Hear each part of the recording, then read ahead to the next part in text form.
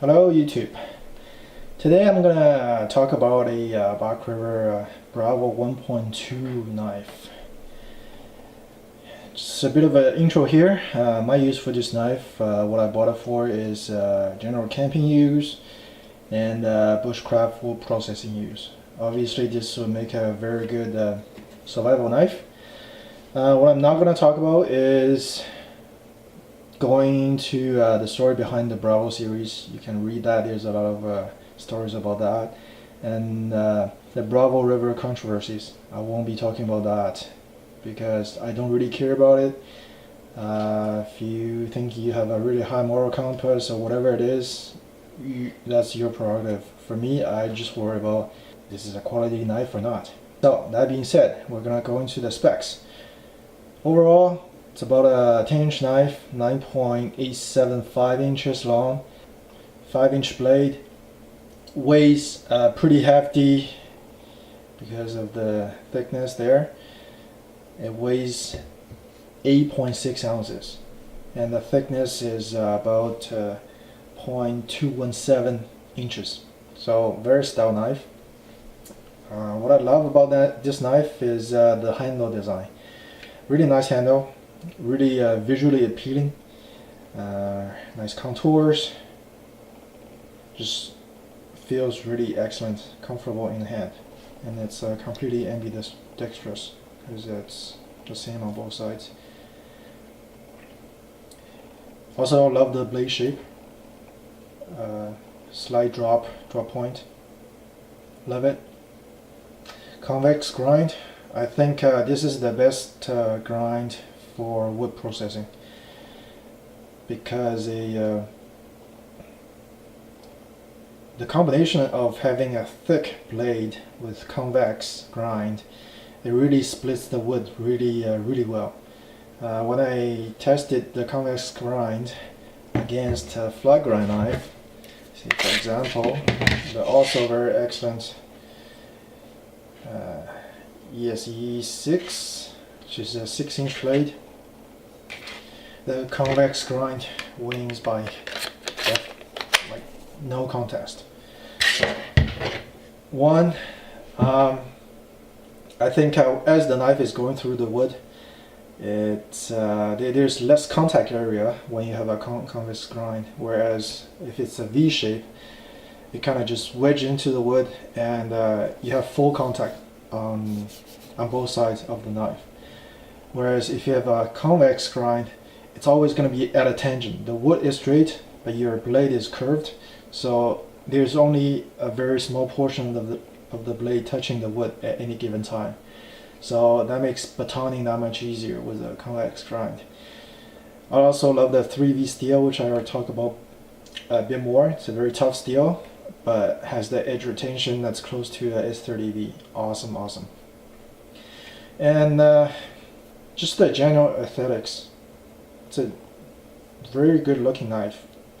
When I first saw it in the store, I thought, hey, it's an awesome looking knife. I just had to have it. The reason I didn't buy it before was because they didn't offer it in 3D. They had A2, which I'm not a huge fan of, and they had the S35EN, also not a huge fan of. So when 3V came out, I figured I'd give it a try when I finally got some cash in my hand. Last thing is, what I like about the knife is there's no choil. 5-inch blade, 5-inch cutting surface, pretty close. There's a little, here that's not sharpened, but everything else is so cutting surface, which I love. There's no wasted steel, whereas if you have a huge choil like this gets caught up in the wood if you do any sort of a batoning, because this is not sharpened, it's thick. If you want to use this much length for batoning and hammer the tip, you're gonna get caught in. So you really have to reduce the length of wood from here to here, and that leaves you very little room while you're carrying this huge knife, but your batoning capability is no better than this knife. So that's why I don't like having choils. I don't see the purpose of them, especially for a shorter knife like this, like a 5-inch knife, even 6-inch knife. You don't really need a choil to do any fine work. You can choke up. People say you can choke up to do finer work. You can still choke up. You just have to hold it differently. Anyway, moving on. So some of the cons. Before I got this knife, I had really high expectations, because looking at the videos and online reviews and whatnot, yes, there are some horror stories, but I figure those are just lemons. You know, all the producers make every now and then a lemon, which is normal. That, you know, a lemon is something that, you know, escapes the quality control and gets out into the general public, and people cry and whine about it, and that gets a lot of publicity. So I thought that's what those are, but maybe there's more of those lemons than I thought. I wouldn't consider this one a defective knife. It's still very functional. Most of it is, as you can see, the edge is strong. I batoned with it already, and no issues, no damage to the edge at all. It came shaving sharp. Now, if you look at another YouTuber's video, I think his name is Virtual Voice, something like that, Japanese gentleman. He's going to tell you that Bark River puts a micro bevel out of their factory on their 3V knives, 3V Bravo knives, which is true for this one as well. When it came out, there's this here was convex grind through and through, but this here on this side there was a convex grind. Then towards the edge there's a micro bevel. I think that's just how they sharpened it when when the knife left the factory.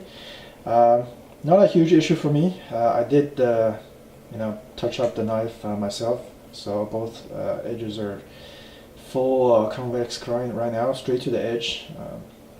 So no issues there. Now, the problem I do have is with the fit and finish of the knife. If you look at the grind line here, it goes almost all the way to the top of the scale. It's sitting right on the top of the scale, right? Turn over, what do you see? What you see here is, focus. What you see here is the ground line is uneven. It's not symmetrical. You can even see it here. One side is taller than the other, right? So, and the other thing is, see this part here, the top flat part. See, this is a curve here, which is fine if it's the same on both sides, but it's not. On this side, it's straight. Now, this did not come. This was not the result of me touching it up. Like, I did very, very minor touch up. I did not change the profile when I touched it up. So it was like that from the factory.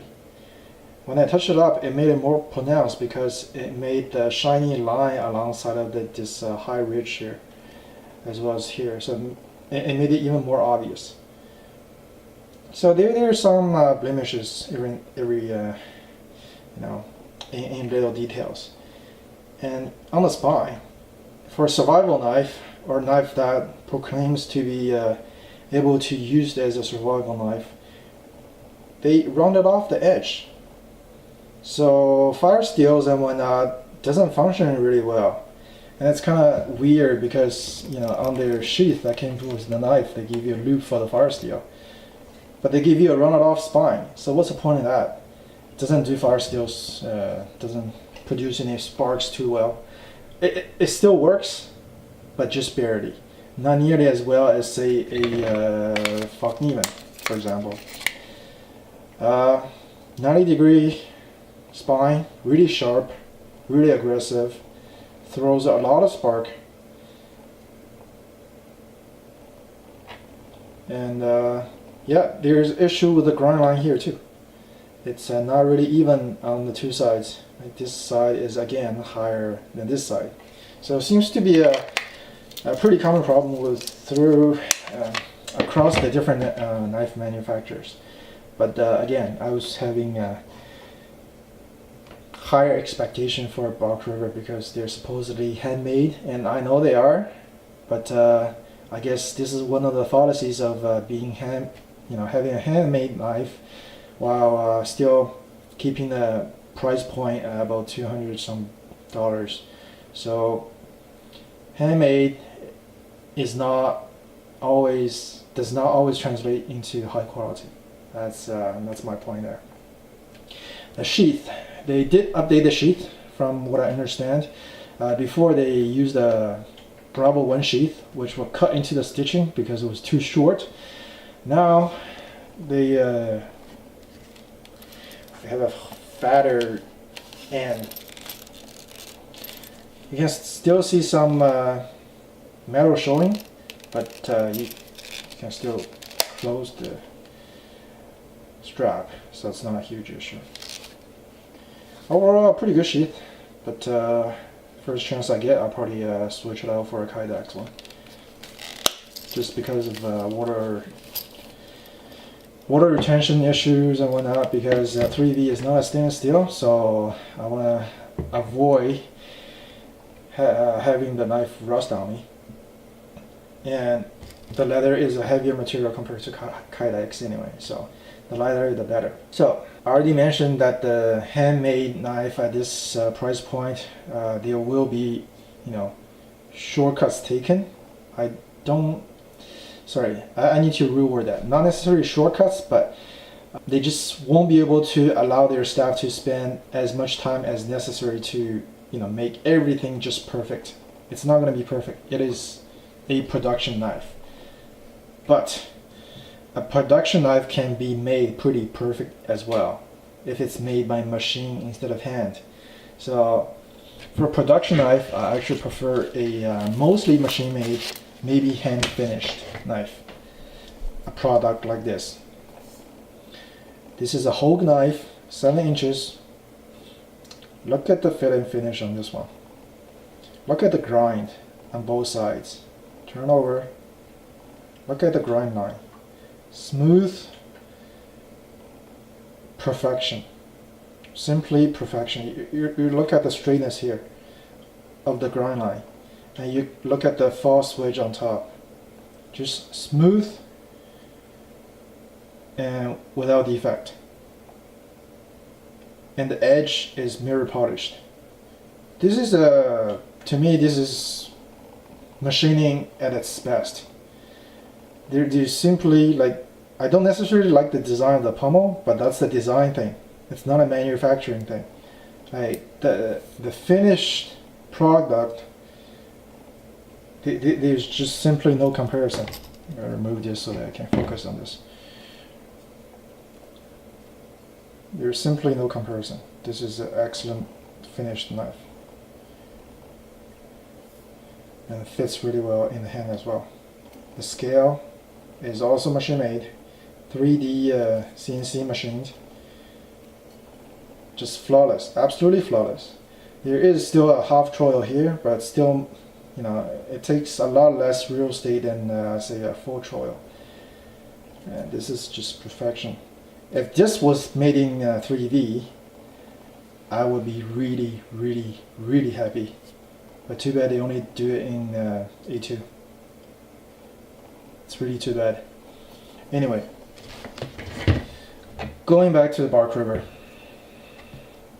And that's Sheath. So to me, if I'm looking for anything that's handmade, I'd be looking non-USA made, honestly. I'm in Canada, so I don't really care where it's made. Everything's imported here anyway. Because the way I see it is that if you have a similarly skilled worker, if he is sitting in Taiwan, or if he's sitting in the US, he'll be paid more in the US. He'll be paid less in Taiwan, but they produce the same product. So in the end, the product that's coming out of Taiwan will give you a better value than a similar product that's made in USA. That's just how I look at it. It's either that, or you have this one, completely machine made, product of USA, and how about that? Because some of the other countries, they just don't have the technology or the machining capabilities available to them. And this is where really the technological advantages of the US shines. US shouldn't be relying on hand labor, because this is not what US is good at. Cheap labor, labor intensive tasks should be done elsewhere.